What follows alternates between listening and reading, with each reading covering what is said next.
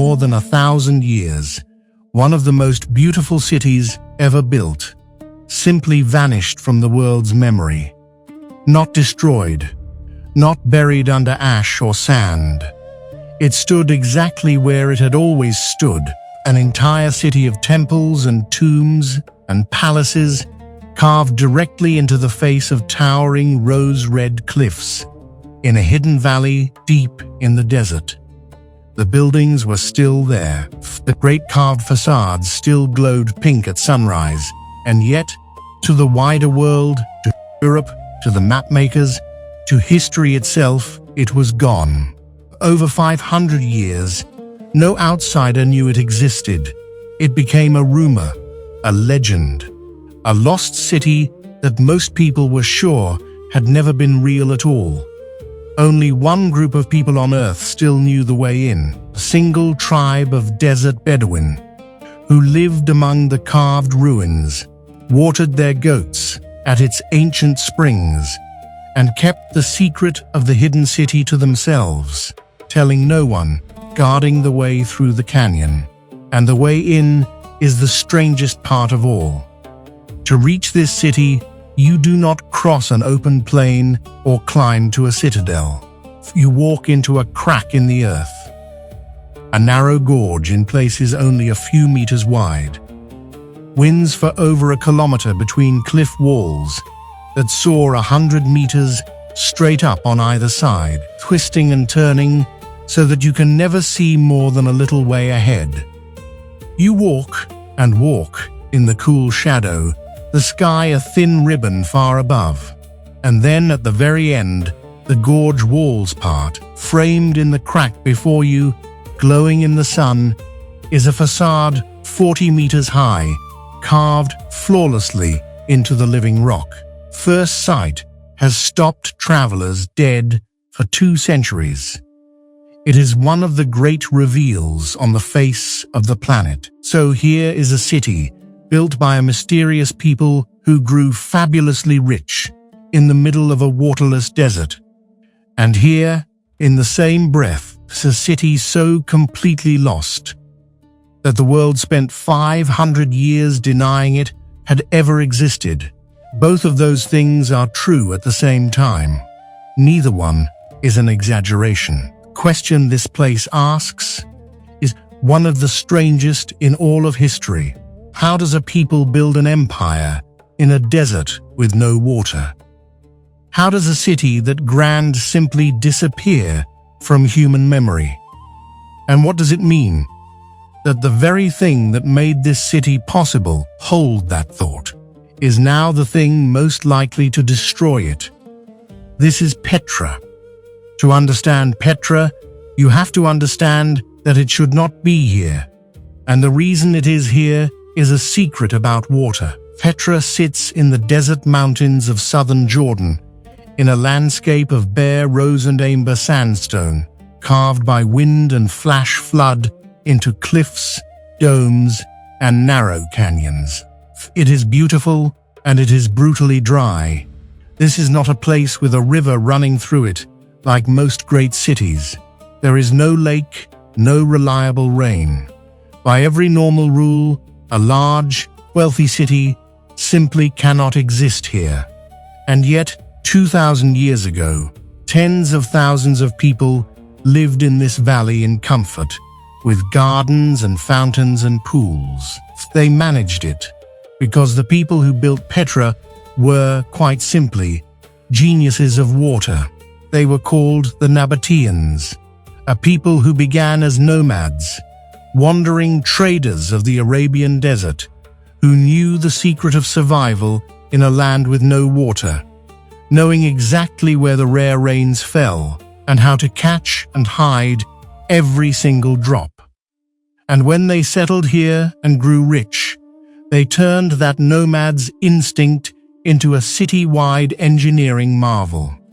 They built an astonishing system of dams, cisterns, channels, and ceramic pipes across the whole area, capturing the rare, violent desert downpours before they could rush away and be lost, storing the water underground in sealed reservoirs, and carrying it, drop by precious drop, across miles of terrain into the heart of the city.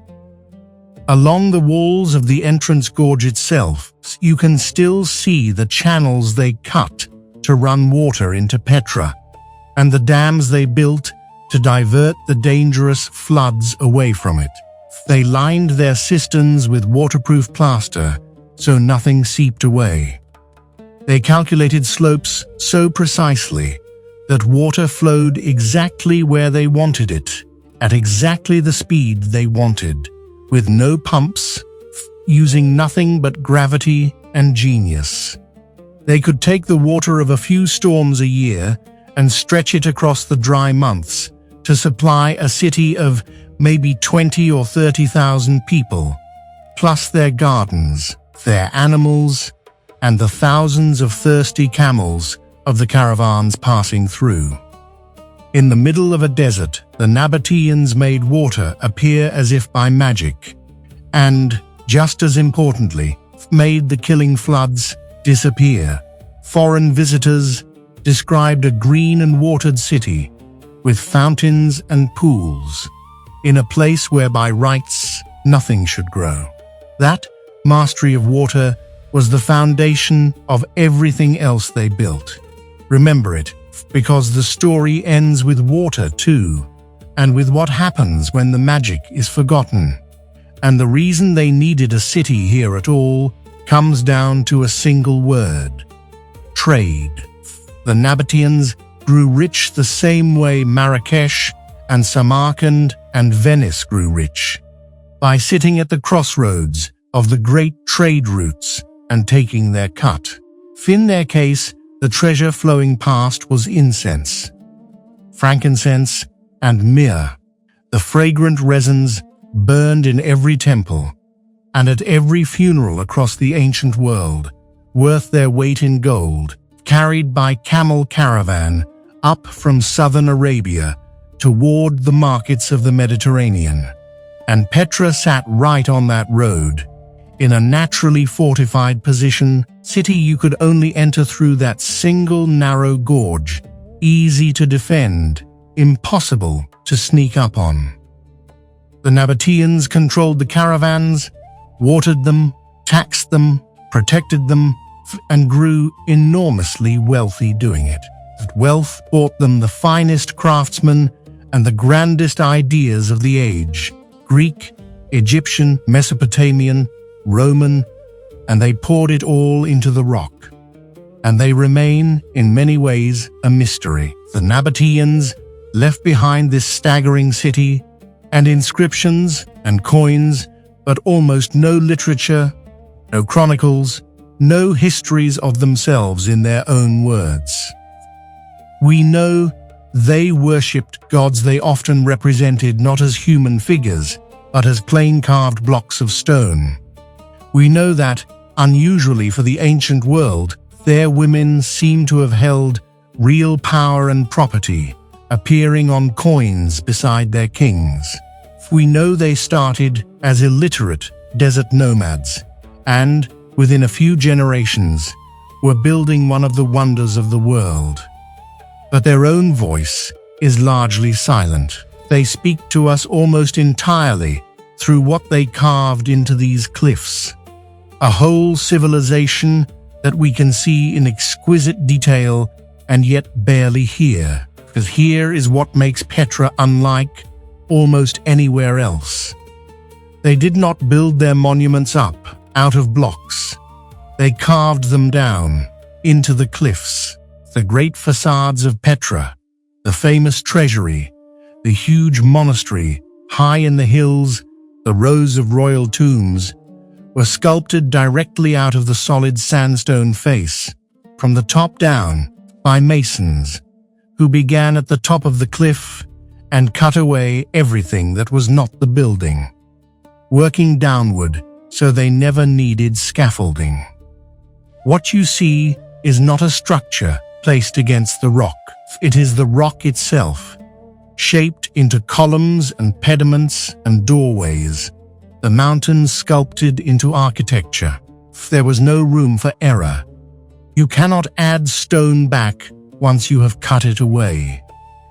Every one of those flawless facades was carved right the first time, straight into the mountain with no way to undo a single mistake. And the stone they carved into is banded and swirled in pink, red, orange, and gold, so that the walls inside the tombs look like flowing watercolor, and the whole city seems to glow from within, changing color with the moving sun, blush pink at dawn, blazing gold at noon, deep blood red at dusk. They called it, for good reason, the Rose City. And the wealth that paid for it all came, drop by drop and camel by camel, from the trade. The most famous facade of all, the one that greets you at the end of the gorge, is known as the Treasury, Al-Khazneh, because a local legend held that a pharaoh had hidden his riches in the great stone urn carved at its very top. For generations, Bedouin fired rifles at that urn, hoping to crack it open and shower themselves with gold. You can still see the bullet marks. There was never any treasure inside it. It is solid rock. But the legend tells you something true about how the world remembered this place, as a city so rich that even its stone was thought to be hiding gold for a few centuries. The Nabateans were a power to be reckoned with, a desert kingdom rich enough that even Rome, for a long time, preferred to deal with them rather than conquer them. No one stayed independent next to Rome forever. In the early 2nd century, the empire absorbed the Nabatean kingdom, and Petra became a Roman city, gaining a colonnaded street, a theater cut into the rock with seating for thousands, and Roman temples. And then slowly, the world moved, exactly as it always seems to in these stories.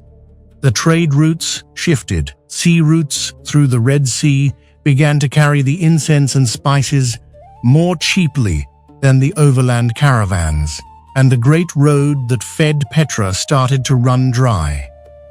Then Rome's power faded, and the region passed to the Byzantines.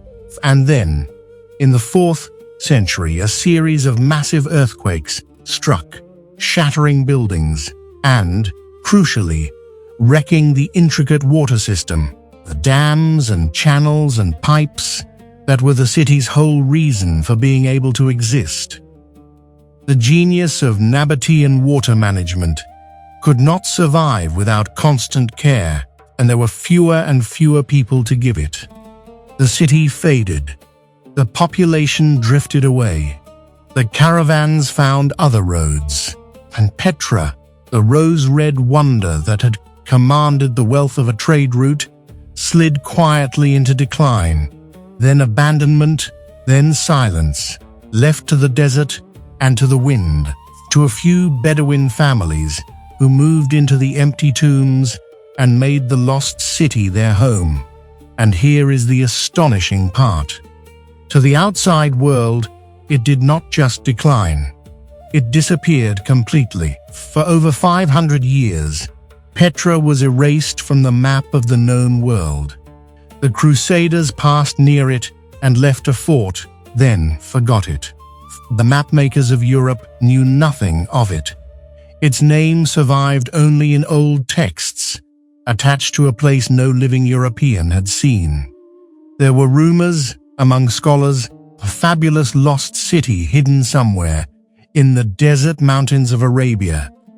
But the local Bedouin, wary and protective, guarded the secret fiercely and would lead no outsider to it.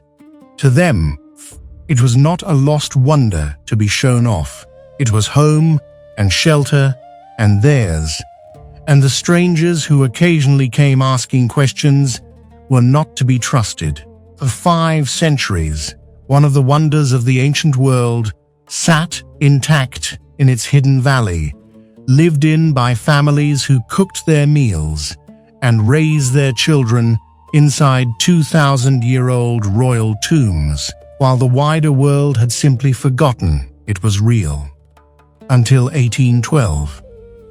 A young Swiss explorer named Johann Ludwig Burckhardt, traveling through the region in disguise, fluent in Arabic, having spent years learning to pass as a Muslim traveler, heard the whispers of a magnificent ruined city hidden in the mountains that no European had ever reached.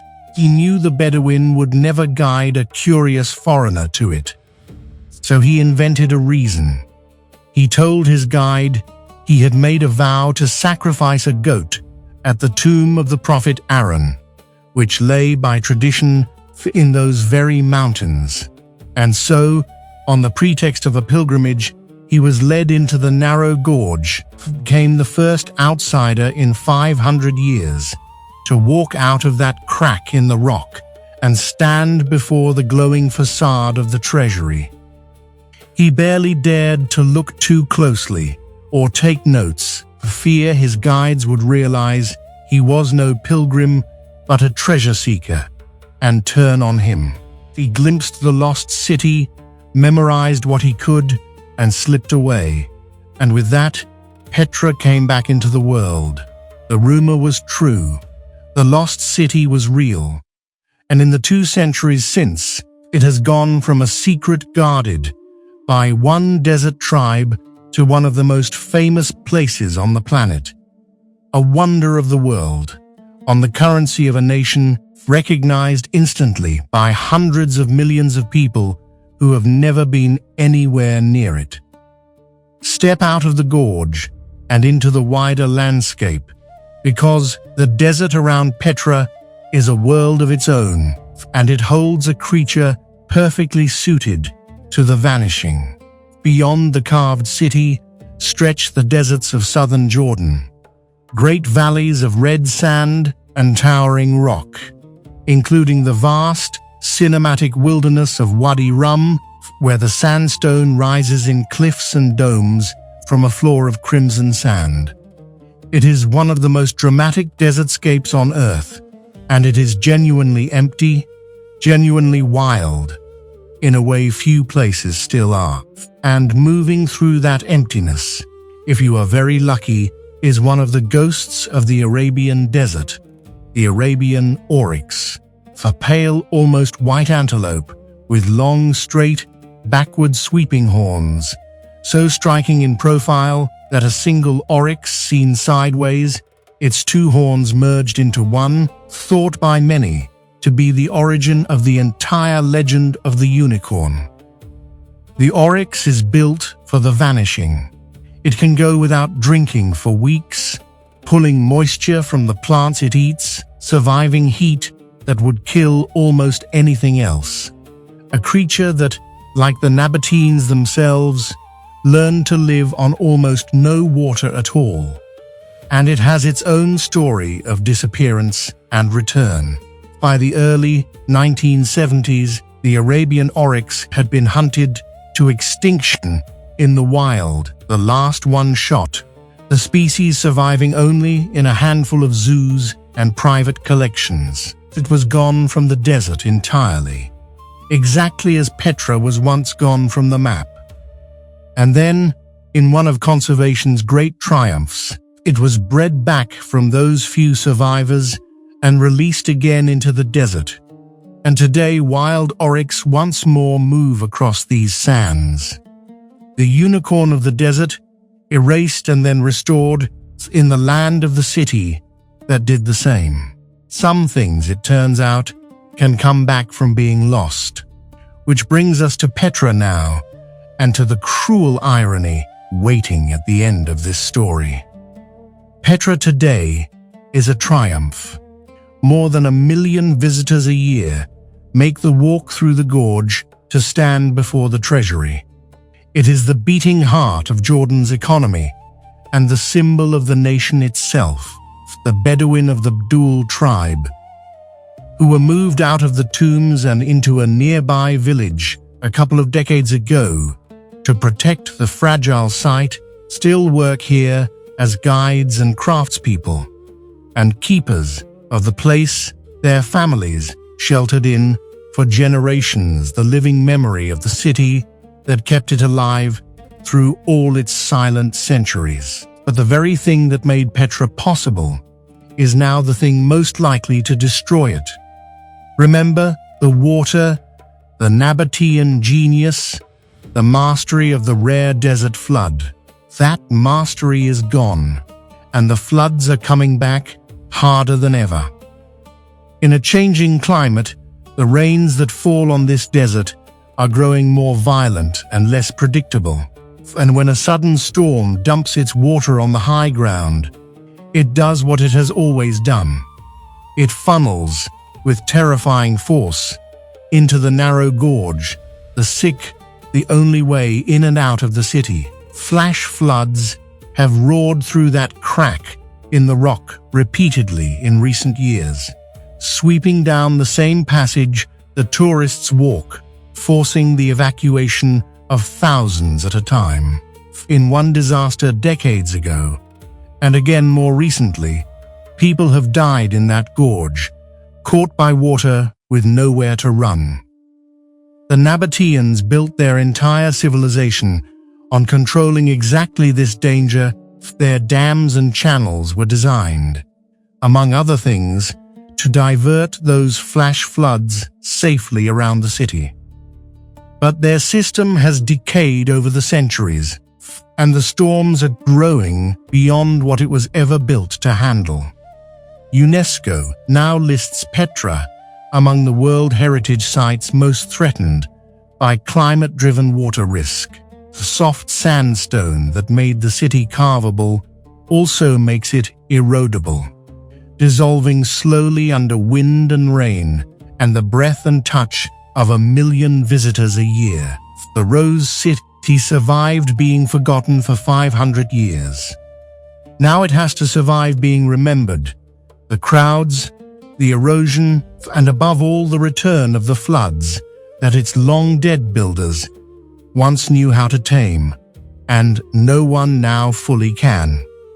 So walk back out through the gorge at the end of the day. The light goes, and the rose-red walls deepen to crimson and then to shadow.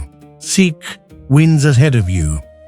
The same crack in the earth the caravans came through, and the Roman legions, and the Bedouin with their goats, and Burckhardt in his disguise, and now 1 million strangers a year. The carved facades are emptying of people as the sun drops. The treasury glows one last time, and then falls into blue shadow. High above, tombs of Nabatean kings stare out over a valley their people made bloom in the middle of a desert 2,000 years ago by catching water no one else could catch. None of it is decided. The floods may be tamed again by modern engineering, or they may tear through the gorge with a force nothing can hold. The crowds may be managed, or they may wear the soft stone away. The Rose City has already done the near impossible. Once, it survived total erasure. 5 centuries of being a city that the world swore did not exist, and came back to become one of the most famous places on Earth. Whether it can survive its own fame and its own returning water is the question the next century will answer. What endures for now is what was always here. The narrow gorge and the reveal at the end of it that stops every traveler dead. The mountain carved into architecture, glowing rose and gold. The memory of a desert people who made water appear like magic and grew rich on the trade of the world, and then were forgotten so completely that their city became a myth. The oryx moving pale across the red sand, and the treasury waiting at the end of the crack in the rock exactly as it has waited for 2,000 years for whoever finds their way in next. Take a breath. Stay a while. The stone will glow rose at sunrise, whether anyone walks through the gorge to see it or not. This has been Where on Earth. Thank you for watching, and until the next journey.